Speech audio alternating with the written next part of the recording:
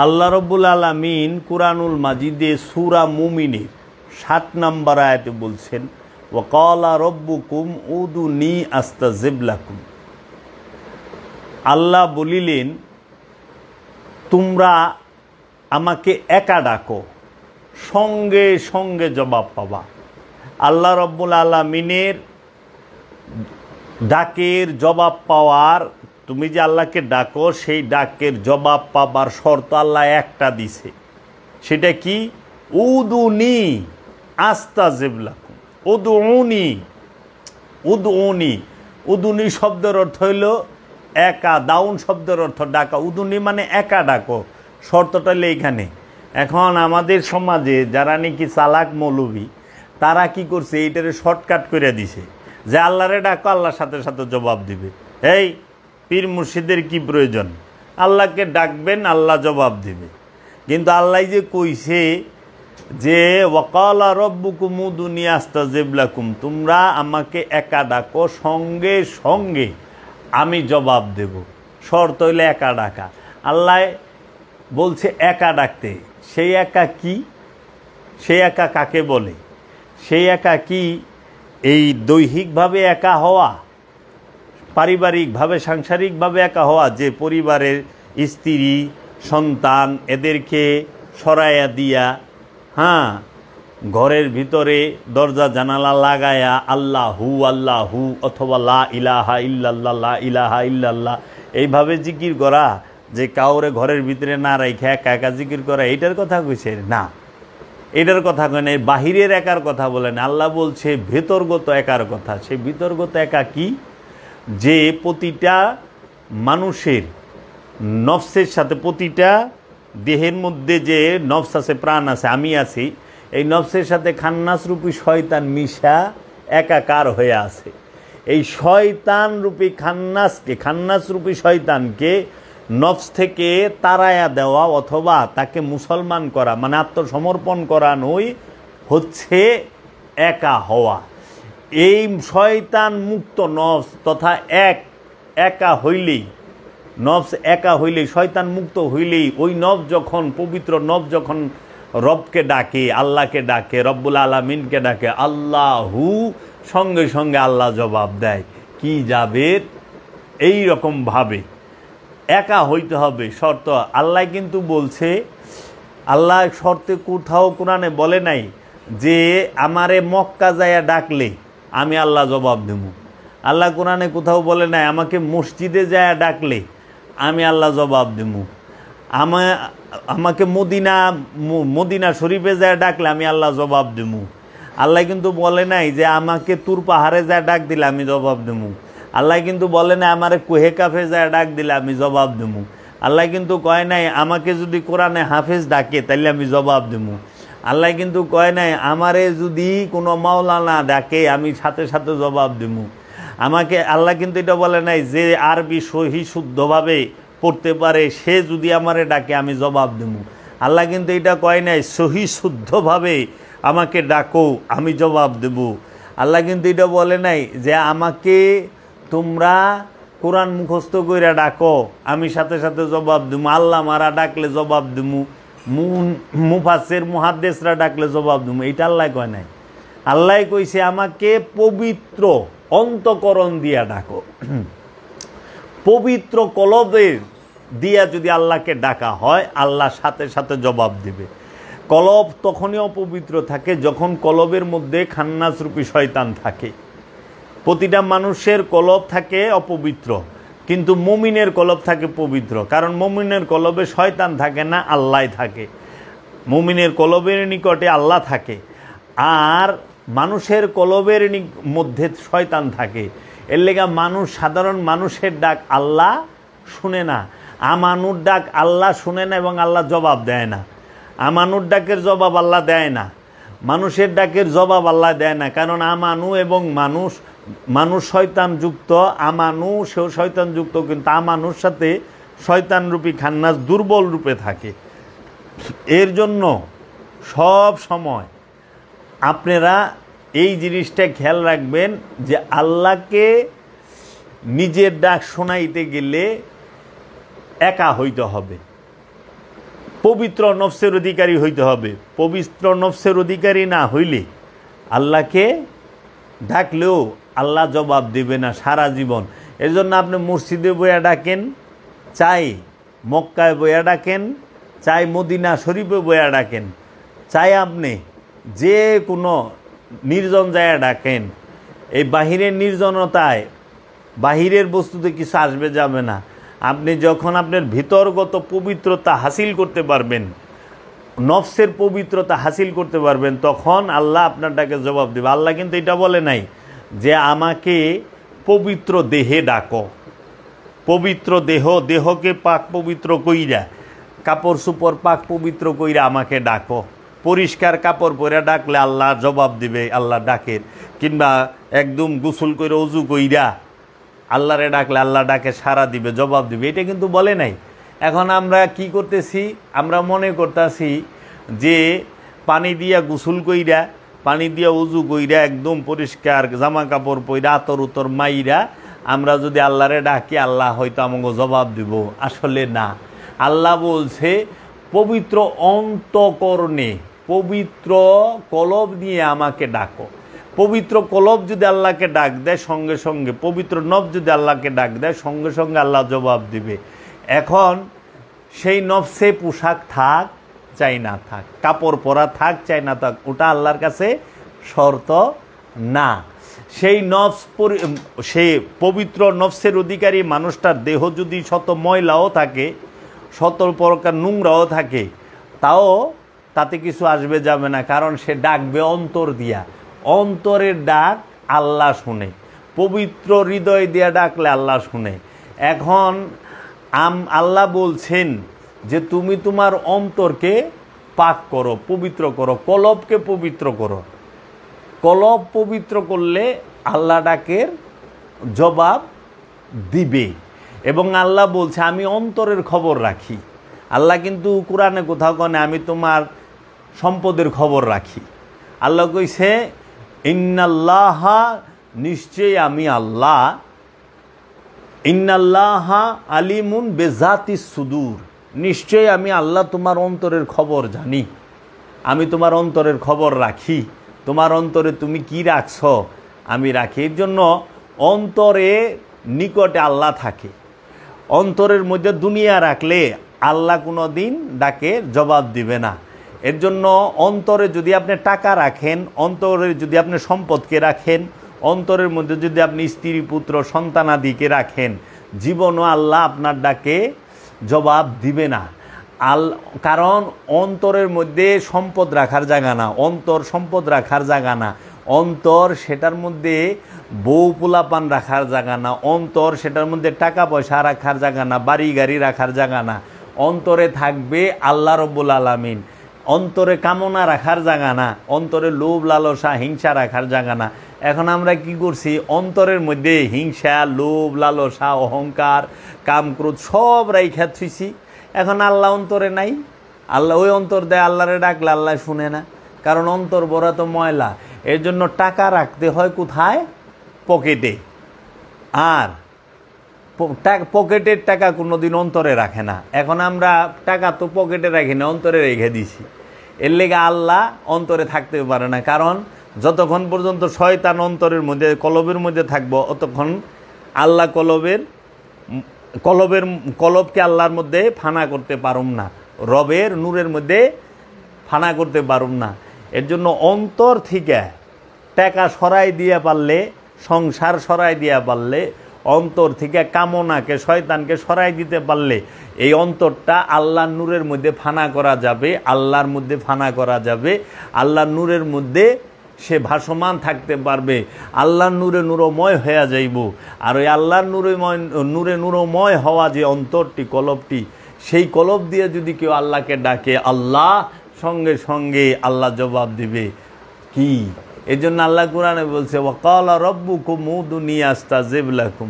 সুতরাং তোমাদের রব বলিলেন তোমরা একা ডাকো, সাথে সাথে জবাব পাইবা। একা না হইলে কখনোই আল্লাহকে ডাকে জবাব পাই। এই জন্য আমাদের সমাজে আমরা দেখি আল্লাহকে অনেক মানুষ ডাকে, কিন্তু আল্লাহ জবাব দেয় না। আমরা ডাকি না, লক্ষ লক্ষ মানুষ আল্লাহকে ডাকতে আছে, কিন্তু আল্লাহ জবাব দেয় না। আচ্ছা, আমরা লক্ষ লক্ষ মানুষ খালি দোয়া করতেছি, এমন কোনো মানুষ আছে যে হ্যাঁ দোয়া পারে না, হ্যাঁ দোয়া করা পারে না?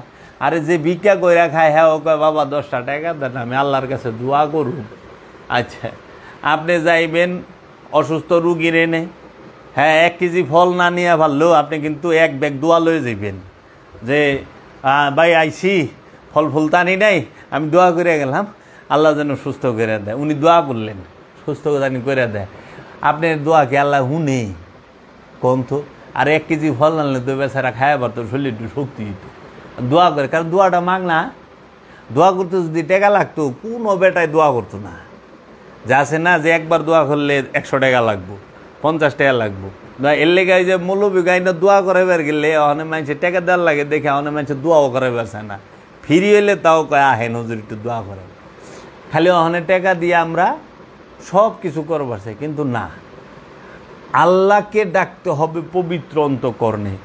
আল্লাহর কাছে দোয়া করবো আল্লাহর রসুলে, আল্লাহর কাছে দোয়া করব মুমিনে। কাদের জন্য? আমানুদের জন্য, মানুষদের জন্য। এর লেগে আল্লাহ কোরআনে কইছে যে হে আমানুগণ, তোমরা তোমাদের ধন সম্পদ নিয়ে রসুলের কাছে উৎসর্গ করো।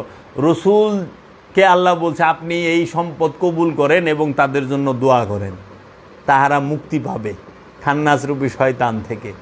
এক মুক্তি পায় দায়মি সালাতের মাধ্যমে, আরেক মুক্তি খান্নাস থেকে মুক্তি পায় রসুলের দোয়ার মাধ্যমে। রসুলের দোয়ার কোনো বিকল্প নাই। এর জন্য দোয়া করবে আল্লাহর মুমিনে, আল্লাহর মুমিন বান্দা এবং আল্লাহর রসুলে। যিনি আল্লাহর রসুল তিনি দোয়া করলে আল্লাহ সঙ্গে সঙ্গে কবুল করেন। যিনি মুমিন বান্দা, মুমিনকে যে খান্নাসরূপী শয়তান মুক্ত, যার নফসের সাথে খান্নাসরূপী শয়তান নাই এবং আল্লাহ সেই রব রূপে তার নফসটাই রবের নূরের মধ্যে ভাসমান, রব রূপে যার মধ্যে সমাসীন হইয়া রয়েছেন রব্বুল আলামিন, তিনি মুমিন। আর এই মুমিন সে কখনো আল্লাহর হুকুম ছাড়া কোনো কাম করে না। যিনি মুমিন তিনি আল্লাহর হুকুমে উঠেন, বসেন, খান, ঘুমান, সব কিছু আল্লাহর হুকুমে করেন। এখন যারা সমাজে এই যে ফালতু মুমিন সাজছে, যে বেজাইলা মুমিন, মা নাম রাখছে মুমিন, নামের মুমিন, এই মুমিনেরা অনেকে কয় না আমরা আল্লাহর মুমিন বান্দা, ওনার দিকে চাইয়া দেখেন যে উনি আল্লাহর হুকুমে কয়টা কাম করে, আর বউর হুকুমে অথবা চেয়ারম্যান সাহেবের হুকুমে অথবা সভাপতি সাহেবের হুকুমে কয়টা কাম করে, নিজের ইচ্ছায় কয়টা কাম করে। মুমিন কখনোই আল্লাহর হুকুম ছাড়া একটা পাও ভালায় না। হ্যাঁ, এর জন্য মুমিনের অনুসরণ করতে হবে, রসুলের অনুসরণ করতে হবে, আর রসুলের মাধ্যমে দোয়া করাইতে হবে। রসুলে দোয়া করব, রসুলের সাথে হাত তুলতে হবে। আমি হাত তুলে ডাকলে যাহারা বলে এই কিসের উছিলা পিঠ টির ধরছেন, সোজা আল্লাহকে ডাকেন, আল্লাহ শুনবে সোজা। এখন এই উপদেশটা যে আপনার উনি দিল, এইটাও তো একটা মাধ্যম। এই উপদেশটা তো আল্লাহ আমারে দিব, আল্লাহ দিল না কেন? আল্লাহ কেন এগুলো নাই, তুই কি এর পীর ধরছস, তুই কি এর এই সমস্ত পীর টিরের কাছে যাস, তুই সরাসরি আমারে ডাক, আমি জবাব দেবো, তুই ডাক আমি জবাব দিই। এটা আল্লাহ এগুলো কইল না। এইটা যে কইলো হ্যাঁ তো পিছাই যাবো রইল, হ্যাঁ উস্তাদ দিল না, আমারে হিগাইল না, যেগুলো শিরক বেদাত। তাহলে তার ওই মুখের উপরে যেটা তা আপনি হইলেন, আল্লাহরে করুম সেজদা মোল্লার পিছে খারা মুখে, আল্লাহরে সেজদা করুম সরাসরি, মোল্লার পিছে মুর্শিদে খারা মুখ কেন? আমাকে এই উত্তরটা দেন। যদি উসিলাই না মানতে হয়, মোল্লাও তো উসিলাই খারায় রয়েছে, ইমাম সাচ্ছে না। আচ্ছা, ইমাম আবার করে কারে? কাবারে সেজদা না। ইমামের উসিলা কয়টা? আল্লাহকে সেজদা করতে যায় একটা। ইমাম সাহেব তার কয় না বিহাজাল ইমাম। ইমাম সাহেব কি কয়? ইমাম সাহেবের নিয়ত কি? মুসল্লির নিয়ত সেন বিহাজাল ইমাম, ইমাম সাহেব তার বিহাজাল ইমাম কয় না। তাই ইমাম সাহেবের সেজদা করবার যায় কাবার উসিলা লয়, আর মুসল্লি সেজদা করবার যাইয়া ইমাম আর কাবা দুইটা উসিলা লয়। আল্লাহকে একটা সেজদা করতে গেলে মুসল্লির দুইটা উসিলা লওয়ার লাগে, একটা হলো ইমাম আর একটা হলো কাবা। আবার ইমামের আগে সেজদা দেওয়ান যাইব না, তাহলে নামাজ বাদ। ইমামের আগে সালাম ফিরান যাইব না, নামাজ বাদ। কি মর্যাদা! আল্লাহরে সেজদা করুম, ইমামের আগে কিচ্ছু করণ যাইব না। তো ইমামই তো উসিলায় ঘাড়ায় রয়েছে, আর এই ইমামই কবার লেছে পীর ধরা সেরেক। তাহলে পীর ধরা যদি সেরেক হয়, ইমামের পিছনে ঘাড়ানো তো সেরেক হয়ে যাবো গা। আল্লাহরে যদি সরাসরি কয় তাহলে এগুলো কোন? অবশ্যই উসিলা লাগবে। উসিলা ছাড়া কোনো কিছু হয় না। আল্লাহকে ডাকবার গেলে হ্যাঁ, সেইটা আমরা মানুষকে যদি শুনাইবার যাই, এক গলা দিয়ে ডাইকা মানুষে শুনাই পারি না। সবাই আশেপাশে মানুষ শুনান যাব, তখন কি লই? মাইক লই, মাইক লাগা, মাইকের উসিলা এলাকার মানুষের ওয়াজ শোনাই না নাকি? তো উসিলা ছাড়া আছেটা কি? উসিলা ছাড়া কিচ্ছু নাই, উসিলা ছাড়া কিচ্ছু নাই। কোরআন পড়বেন সেইটাও উসিলা লাগবো, কোরআন শুনবেন সেইটাও উসিলা লাগবো, কোরআন লিখবেন সেইটাও উসিলা লাগবো, কাগজ আর কালি লাগবো। আবার কাগজ কালি হইছে কাম হইব না, যে লেখা জানে তারে লাগবো। আবার যে লেখা জানে তারে হইলে কাম হইব না, যে কোরআনের গ্রামার আবার সব বুঝে তারে লাগবো। তাহলে উসিলা ছাড়া কিছুই হয় না। যারা বলে উসিলা লাগবো না, এটি হইল শয়তান। কারণ শয়তান সে উস্তাদ হইবার চায়, আদমরে উস্তাদ মানবার চায় না। আদমরে উস্তাদ মানবার চায় না। যে মৌলবি কইব, এই সালাফি হোক ওয়াহাবি হোক, যে উসিলা লাগবো না, উজে কইতেছে ও নিজে উসিলা বইছে। ওয়াজ করেন কেন? আল্লাহর মানে আল্লাহ নিজে আয়া কইব। আপনি ওয়াজ করতে বসছেন কেন? আবার আপনি যে কোরআন হাদিসের কথা বলেন, আপনাকে টাকা দিতে হয়। মৌলবি সাহেবরে 50,000 1 লাখ টাকা না দিলে ওয়াজ করে না। আল্লাহর কোরআন, আল্লাহর বাণী, সেইটা বলে আপনি টাকা নেন কেন? তাহলে এই মৌলবীরা হলো সবচেয়ে বেশি ধর্ম ব্যবসা করে। ধর্ম ব্যবসা কেমনে করে? যে সে ওয়াজ করে টাকা নেয়, কইতাছে আল্লাহর বাণী কোরআন, কোরআন বলতেও তাদেরকে, কোরআন শুনতে তাদেরকে টাকা দিতে হয়। বলতাছে রসুলের হাদিস, সেই রসুলের হাদিস শুনতে তাকে টাকা দিতে হচ্ছে। সে বলতাছে এই ওয়াজের প্যান্ডেল হচ্ছে জান্নাতের বাগান, এই ওয়াজে জান্নাতের বাগানে ঢুকবার গেলেও টাকা দেওয়ার লাগে। আবার জান্নাতের বাগান মৌলবি টাকা ছাড়া ঢুকবার চায় না। যে ওয়াজ করবো হ্যাঁ টাকা ছাড়া ঢুকবো, 1 লাখ টাকা মৌলবীরে না দিলে হ্যাঁ জান্নাতের বাগানে ঢুকবই না। ওয়াজের মাহফিলের প্যান্ডেল জান্নাতের বাগান না? আল্লাহর ফেরেশতারা চতুর্দিকে পাহারা দেয় না? তো চতুর্দিকে যেহেতু পাহারা দেয়, তাইলে পরে হেই পাহারা ফেরেশতারা দিতেছে জান্নাতের বাগানে, হেনে মৌলবি সাহেবরে অ্যাডভান্স না দিলে হ্যাঁ এই ওয়াজ আহে না। আবার অনেক সময় তো অনেক মৌলবি অ্যাডভান্স নিয়েও ওয়াজ করবার আহে না। তা আল্লাহর বাণী কইবেন টাকা লাগবো কেন? ফ্রিতে কোন নবী টাকা নিয়ে ওয়াজ করছে? কোন সাহাবি টাকা নিয়ে ওয়াজ করছে? কোন নবী টাকা লইয়া নামাজ পড়াইছে বেতন লইয়া? কোন সাহাবি টাকা লইয়া বেতন লইয়া নামাজ পড়াইছে? এটা দলিল দেন মৌলবীরা যে এত বেদাত বেদাত করে। এই ওয়াজের কইরা টাকা নেওয়া এটা সবচেয়ে বড় বেদাত, ইমামতি কইরা বেতন নেওয়া এটা সবচেয়ে বড় বেদাত। এতদিন জানতেন না, বেদাত করছেন, ঠিক আছে, ভুল তৌবা কইরা ইমামতি বেতন ছাড়া করেন, দিহি আল্লাহর কথা নিয়ে ভালোবাসেন। সারাদিন নামাজের কথা কি হুজুরে নামাজের কথা, আরে হুজুরে নামাজ পড়ায় দেখা বেতন নেই দেখা কয়। আপনার মতো আমার মতো সাধারণ হইলে যে সারাদিন চকে কামলা খাইতাম, রাস্তা ইটা ভাঙ্গে আর মার্কেটে চাকরি করে পরে, তখন বুঝতাম যে হুজুরে কয় বেলা আহে নামাজ পড়বার। একটু দেখেন না, একটু দেখেন। হুজুর যখন ছুটিতে শ্বশুর বাড়ি যায়, দেখেন হুজুর ওই শ্বশুর বাড়ির এলাকায় মসজিদে যায় কয়েক তো নামাজ পড়ে, একটু খুঁজলন। এগুলা কইেন না, উসিলা মানতেই হবে। আমরা এত কথা কইতাম না যদি এরা ওলি আল্লাহ বিরোধিতা না করত। কারণ আপনারা এইগুলাই পারবেন না যুক্তিতে, উসিলা লাগবই। উসিলা ছাড়া কিছুই হয় না। উসিলা ছাড়া একটা জিনিস হয়, সেটা হলো ঘোড়ার ডিম হয়। ঘোড়ার ডিম হইতে উসিলা লাগে না, আর নাহলে উসিলা আর মেরাজে যাইবেন তাও বুড়াকের উসিলা লাগে। বুড়াকের উসিলায় যাওয়ার লাগবো, লামুকামে যাইবার গেলে রব রব লাগবো, লাগে না? রসুল যে মেরাজে গেছে 2টা উসিলা, বুড়াক রব রব, আবার সাথে জিব্রাইল ফেরেশতা আসিল বলে। তাইলে এগুলা কই না, আল্লাহ কোরআন পাঠাইছে নবীর উসিলা, রসুলের উসিলা। তা আল্লাহর কোরআন পাঠাইতে যায় 2টা মাধ্যম, হযরত রুহুল আমিন এবং মহানবী। আল্লাহর বাণী মানুষের কাছে পাঠাইতে যে আল্লাহ 2টা মাধ্যম নিছে, একটা হলো আল্লাহর রসুল মুহাম্মদ সাল্লাল্লাহু আলাইহি সাল্লাম, আরেকটি হচ্ছে রুহুল আমিন, জিব্রাইল আমিন। তার এই 2 উসিলায় আল্লাহ কেতাব পাঠাইতে যায় উসিলা লইছে। তাহলে প্রতিটা জায়গায় উসিলা আছে, উসিলা ছাড়া কোনো জায়গা নাই, উসিলা ছাড়া জায়গা। নামাজ পড়বেন, আজান দেওয়ান লাগে, আজান কি ফরজ?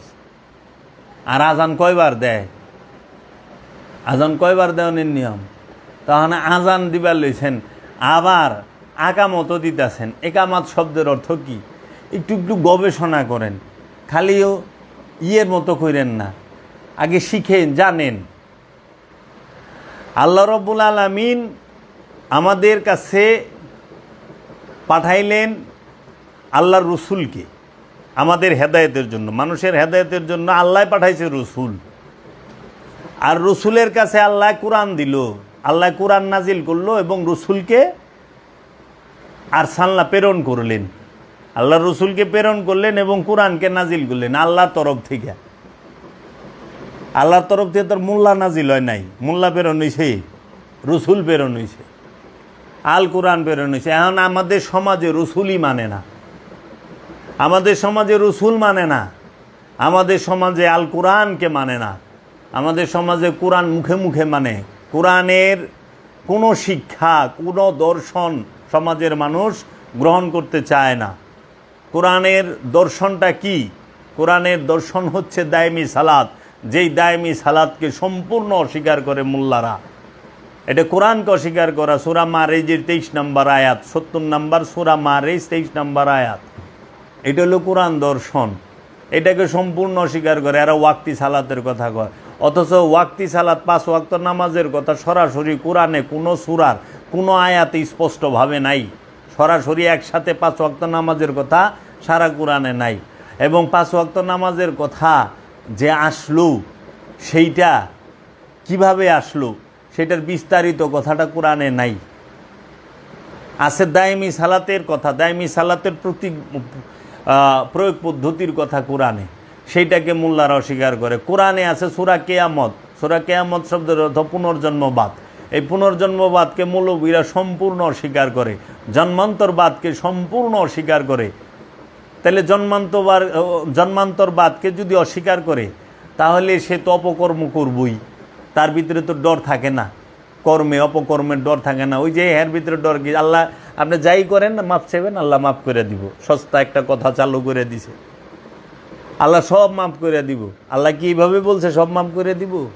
কখনো না। বান্দার হক নষ্ট করলে আল্লাহ মাফ করে না। সুন্নাতুল্লাহ লা তাবদীল, আল্লাহর আইনের পরিবর্তন হয় না। তুমি বান্দারে কষ্ট দিলে বান্দার কাছ থেকে ক্ষমা চাইতে হবে, আল্লাহর হক নষ্ট করলে আল্লাহর কাছে ক্ষমা চাইতে হবে। বান্দার হক নষ্ট করছো, বান্দার কাছে ক্ষমা লও, আল্লাহর হক নষ্ট করছো, আল্লাহর থেকে ক্ষমা লও। মানুষ আল্লাহর হকে যায় ঠেকবো না, মানুষ ঠেকবো বান্দার হকে যায়। 99% মানুষ জাহান্নামে যাইব বান্দার হকে নষ্ট কইরা, বান্দার হক নষ্ট করার কারণে। তো কাজেই এই যে আমাদের সমাজের মধ্যে ঢালাওভাবে বলা হয় যে আপনি যাই করেন আল্লাহ আপনাকে মাফ চাইলে মাফ করে দিব, এত সস্তা না। এরা তাদেরকে খুশি করে। এর জন্য কোরআনের মূল দর্শন নফসকে পবিত্র করা, খান্নাসরূপী শয়তান হতে নফসকে মুক্ত করা। এই নফসকে পবিত্র তাজকিয়ার কথা এরা বলেই না। এরা ওই যে দাড়ি কতটুক হবে, পায়জামা টাকনুর উপরে পরবেন না নিচে পরবেন, হ্যাঁ কোনটা শরিয়া সম্মত সহি, কোনটা ভেজাল। আচ্ছা দাড়ি লইয়া ঝগড়া, নিয়ত কই বানবেন, হাত কই বানবেন নামাজে, হেডে লইয়া ঝগড়া, কি করবেন না হেডি লইয়া ঝগড়া। এগুলা তো মূল না। মূল হইল কি? আত্মপরিচয়, আত্মশুদ্ধি, আত্মবোধি। আল্লাহ কোরআনে তাগিদ দিছে হইল নফসকে চেনার জন্য, নফসকে পবিত্র করার জন্য। আল্লাহ বড় লোক ওর লেগা কোরআনে তাগিদ দেয় নাই। সম্পদ জমা করার তাগিদ আল্লাহ কোরআনে দান করেন নাই। আল্লাহ কোরআনে কোনো সম্পদ জমাকারী ধনী হওয়ার অহনে মৌলবীরাই কয় আল্লাহ উনাকে অনেক রহমত দিছেন, হ্যাঁ আল্লাহ উনাকে ধন সম্পদ অনেক দিয়েছেন, হ্যাঁ উনি একজন বড় লোকরে তেল মারে। আশ্চর্যের বিষয় আল্লাহ কোরআনে কইছে যে সম্পদ জমা করে হ্যাঁ জাহান্নামী, আর মোল্লায় কই বললে সে আল্লাহ উনাকে অনেক রহমত দিছেন, উনি অনেক সম্পদের মালিক। মাশাআল্লাহ, আল্লাহ কি ভাগ্যবান হইল। মোল্লা কোরআন মানলো, কোরআন বলতেছো তোমার যতটুকু প্রয়োজন তুমি ততটুকু রাখো, এর বেশি যা আছে সব দান করে দাও। কোরআনের শিক্ষা, রসুলের শিক্ষা, রসুল বলছেন যে তুমি যা খাইবা তোমার বাড়ির চাকর রোতাও খাওয়াইবা, তুমি যাহা পড়বা তোমার বাড়ির চাকর রোতাই পড়াইবা, তুমি যা যেখানে শুইবা তোমার বাড়ির চাকরে এভাবে এই যে যেরকম বিছানা ব্যবহার করবা এই রকম দিচ্ছে। ইসলাম সাম্যবাদের কথা বলছে, ইসলামে সাম্যবাদ আছে, ইসলাম মনুষ্যত্বের কথা বলছে, ইসলাম মানবতার কথা বলছে, ইসলাম মানুষে মানুষে ভেদাভেদের কথা বলে নাই, ইসলাম মানুষে মানুষে সৌহার্দ্যপূর্ণ ব্যবহারের কথা বলছে, মানুষে মানুষের মধ্যে ভেদাভেদ করতে নিষেধ করছে। আল্লাহর সৃষ্টি সবাই সমান, এবং ইসলাম বলছে জমা করা হারাম, দান করা সোয়াব, বিলি করা সোয়াব, জমা করা হারাম। জমা করলেই সেইখানে তোমার যা পাপের জন্ম। এর জন্য জমা করা নিষেধ করছে। যে মজুদকারীরা মজুদ করে কেন? মজুদ করে হইল কৃত্রিম অভাব ফালানের লেগে। কৃত্রিমভাবে অভাব ফালাইলে তারা দ্বিগুণ দামে মালটা বেচা পারে, অধিক সম্পদ জমা করানোর লেগে। এর লেগে আল্লাহ রসুল এটার মূলই কাইটা দিছে যে সম্পদ জমা করাই হারাম। তাই সম্পদ জমা করা যেখানে হারাম ওইখানে তো মজুদ করার প্রশ্নই আসে না। আর অহনে সমাজে এই ওয়াজই নাই, এই আলোচনাই নাই, কোরআন দর্শনের কথা বলাই হচ্ছে না, খালি বাইরের কথা কয়। আর যখনই কইবেন যে আল্লাহ আমাদের তো আর এমনভাবে আমি দোয়া করে দেবো আল্লাহ কবুল করবো, আপনি দোয়া করবেন আল্লাহ কবুল করবো, এটি তো অহংকার, এটিও অহংকার। তো এর জন্য নিজের নফসকে পবিত্র করেন, আত্মশুদ্ধি লাভ করেন, দায়েমি সালাত করেন। দায়েমি সালাত ছাড়া কেহই আত্মশুদ্ধি করতে পারে নাই, দায়েমি সালাত ছাড়া কেহ পাপ থেকে বিরত থাকতে পারে নাই, দায়েমি সালাত ছাড়া কেহই খান্নাস রূপী শয়তান মুক্ত হইতে পারে নাই, দায়েমি সালাত ছাড়া কেহই রবের দরবারে দাঁড়াইতে পারে নাই। এর জন্য দায়েমি সালাত পাপ থেকে বিরত রাখে, আনুষ্ঠানিক সালাত পারে না। কারণ দায়েমি সালাত যে করে সে কখনো সুদ খাইতে পারে না, দায়েমি সালাত যে করে সে কখনো ঘুষ খাইতে পারে না। দায়েমি সালাত এই সুদ, ঘুষ, আত্মসাৎ, এই অন্যের হক নষ্ট করা, এই সমস্ত পাপ থেকে দায়েমি সালাত মুসল্লিকে সরায়া রাখে। আর ওয়াক্তি সালাতকারীদের আমরা দেখতেছি মানুষের জায়গা জবরদস্তি দখল করে খাস জমি মাইরা দিয়া, এতিমের সম্পদ মাইরা দিয়া দিব্যি মসজিদে নামাজ পড়তেছে, রাস্তায় আপনার ফলের দোকান থেকে, মুসির দোকান থেকে, চার দোকান থেকে, পানের দোকান থেকে, রিক্সাওয়ালার থেকে, অটোওয়ালার থেকে, সিএনজিওয়ালার থেকে, বাসওয়ালার থেকে চান্দা উঠাইয়া তাহারা কি এই টাকা পকেটে লইয়া যায় মসজিদে জুমার নামাজ জামাতের সাথে পড়তেছে, আর নিজের খুব বড় পরহেজগার মনে করতেছে, মুমিন মুসলমান মনে করতেছে। কোনো দিনও তাহলে যে নামাজটা পড়লো, নামাজ তো তারা বিরত রাখা পারলো না চাঁদাবাজির থেকে। চাঁদাবাজি করা তো হারাম, চাঁদাবাজি করা নিষেধ। একজনে মেহনত করে পরিশ্রম করে আর তুমি হুদাই হারে ফু দিয়া টেকা টেকা না দিলে জোর জবরদস্তি মারপিট করো, এগুলা কুই। এখন চাঁদাবাজরা হয়ে গেছে গা আমাগো নেতা, চাঁদাবাজরা হয়ে গেছে আমাদের নেতা, আর ব্যবসায়ীরা হয়ে গেছে আমাগো ইমাম, ধর্ম ব্যবসায়ীরা। এর জন্য ধর্ম ব্যবসা করা যাবে না। কোরআন বিক্রি করা জাহান্নামের আগুন পেটে লওয়া সমান। আল্লাহ নিজে কইছে সূরা লুকমানে এবং সূরা ইয়াসিনে, যাহারা আমার কোরআন বিক্রি করিয়া লাভ খায় তাহারা জাহান্নামের আগুন পেটে লইল।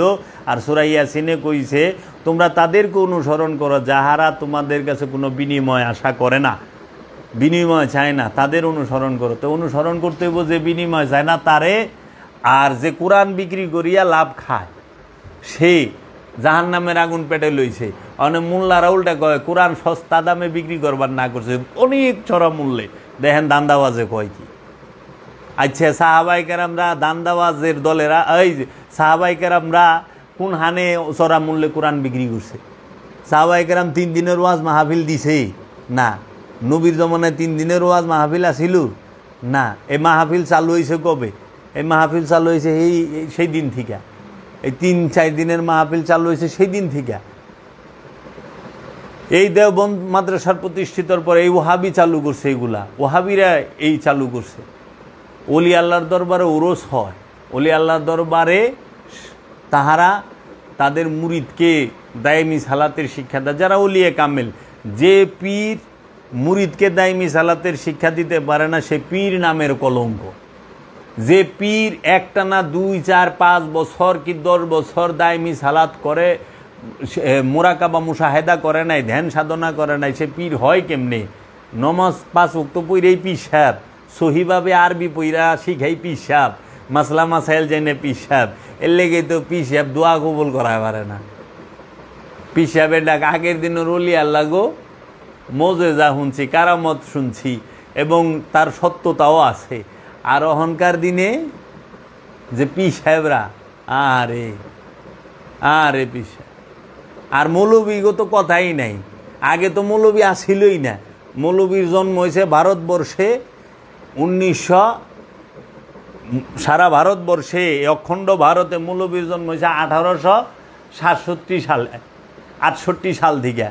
1868 পরে ভারতবর্ষে মৌলবীর জন্ম, মৌলবীগো জন্ম। এর আগে ভারতবর্ষে কোনো মৌলবী আসিল না, আসিল ওলিয়ে কামেল। আর ওই মৌলবীর জন্ম হওয়ার পরে আগের দিনে মাদ্রাসার থেকে বড় বড় কামেল আল্লাহর পড়ালেখা করে আল্লাহর অলি বাইরেই তো। আর এখন অলি বাইরায় না, অহনে বাইরায় বাবা রে বাবা, খালি হাই হাই রে, খালি কুদে খালি কুদে। দেখেন তো শান্তির কথা তাদের মধ্যে আসেনি, সাম্যের কথা তাদের মধ্যে আছে কি না দেখুন তো। তারা মানুষে মানুষে যে ভেদাভেদ সেইটা দূর করার কথা তাদের মুখে আছে কিনা? না, তারা শুধু উগ্রতার বিষ ছড়ায়, তারা শুধু সাম্প্রদায়িকতার বিষ ছড়ায়। না, সাম্প্রদায়িকতার বিষ না ছড়ায় মানবতার মহাবাণী ছড়ান, মানবতার বাণী বিলি করেন। মহানবী যে মানবতার বাণী বলছে সেই মানবতা বলেন। মহানবী মানবের যে মায়া করছে, দয়া করছে, সেই শিক্ষাটা বলেন। আল্লাহ মানুষদেরকে যে শিক্ষা দিয়েছেন, কারণ জাহান্নামে পাঠাই বলে আল্লাহ, কে পাপী কে পাপী নয় এটা নির্ণয় করবে আল্লাহ রব্বুল আলামিন, আল্লাহর রসুল। কে জাহান্নামী কে বেহেশতি এটাও নির্ণয় করবে আল্লাহ রব্বুল আলামিন। মানে মোল্লায় জাহান্নামে পাঠাইতেছে আমাগো, মোল্লায় আমাগো বেহেশতি বানাইতেছে, কিচ্ছু করার নাই। তো এর জন্য আমরা যেন কোরআন অনুসরণ করি। এখন আমরা কোরআন অনুসরণ করি না, এখন আমরা কোরআন রসুল অনুসরণ করি না। রসুল অনুসরণ করতে গেছে, আল্লাহ পাঠাইছে রসুল আর কোরআন। এখন রসুলও মানে না, কোরআনের দর্শনও মানে না। অহনে মানে কি? মানে হইল হুজুর আর হইল হাদিস। হুজুর আর হাদিস, আমাকে হুজুরেও কইছে এটা সহি হাদিস।